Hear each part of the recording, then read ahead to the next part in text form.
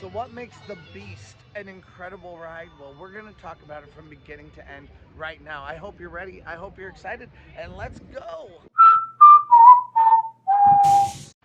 The Beast first opened in 1979.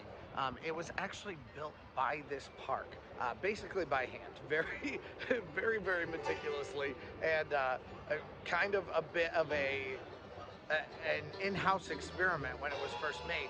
Um, it is 110 feet tall, and it is an incredibly long ride at 4 minutes long. But there are several times when it's just like a slow grade down, and actually that ends up making it go even faster. So there are often times when it feels very intense, actually, even though it's also kind of a bit of a joyride.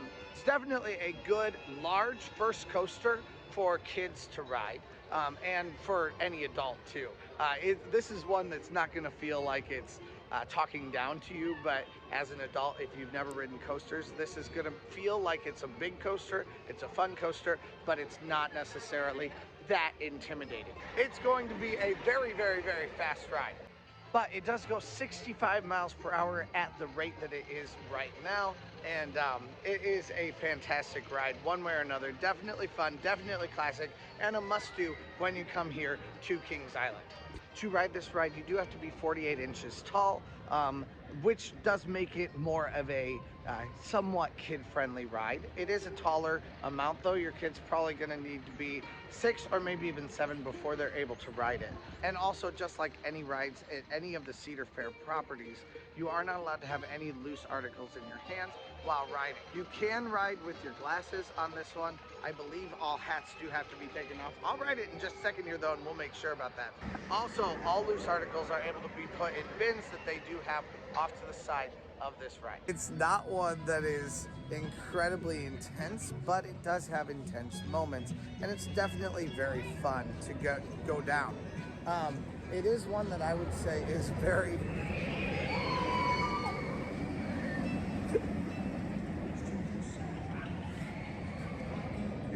he's a troublemaker. Given, what's the experience of this ride like? All kidding aside, so this ride, I like to compare it as the Millennium Force of Kings Island, which I know a lot of people probably disagree with. But the thing is, I actually like this ride a lot better than I like Millennium Force. And I stand by that because Millennium Force to me does nothing but meander. And it's, you know, it's high, it's fast, and it conquers that like height stuff, speed stuff. It's got that down. Does some airtime. Now the Beast doesn't really do airtime, but this is a similarly paced ride because it's elongated, it's fast, and it's, you know, it transitions a lot in and out of the woods. But for me, it's very comparable to Millennium Force in terms of like it's a meandering sort of ride, but it's a high-paced thrill, just like Millennium Force would be.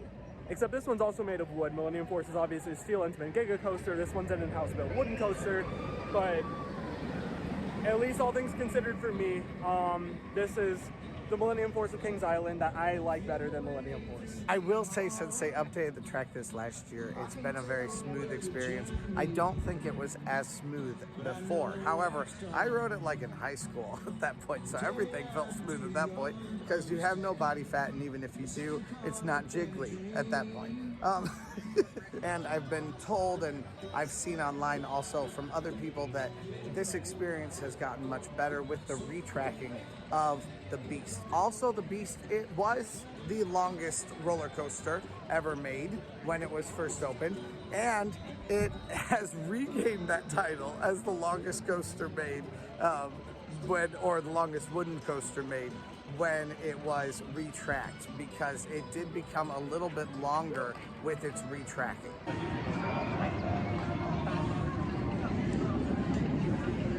With this ride, just because you get up onto the station does not mean that you are at the very front of the line yet. There is often still additional line on the station.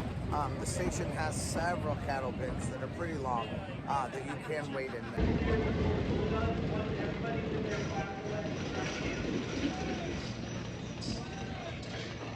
I have no idea why I thought that was such a smooth ride. It's not smooth. It is very fun. And I swear they had to have been hitting the trim brakes just really hard the last time that I rode it.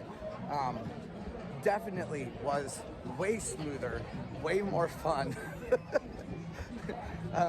way crazier, and much more intense than the first time that I rode that this last year. I think I've only ridden it one time as an adult, but I was definitely expecting that to be very different than the experience that I just had. So much more fun even than I remember it being. So I get the hype a lot more today than I have gotten in the past when I've ridden this ride. Also, of course, tunnels. Like, the tunnels are hugely a big part of why that is such a fun experience, because you go through several different tunnels on the way, and that's something that Cedar Point does not offer you. There really aren't tunnels that you go through in Cedar Point. You never go below ground, stuff like that. Here you have some varied terrain, and that's something that I think makes this park unique and fun as far as its coasters go. So the Beast is a very, very fun ride. Something better than I even anticipated. So I hope you guys enjoyed this video today. If you have, please press that like button. Also press that subscribe button for all kinds of stuff about Cedar Point and Kings Island. The theme park season has started, guys. Thank you guys so much for joining, and let's go!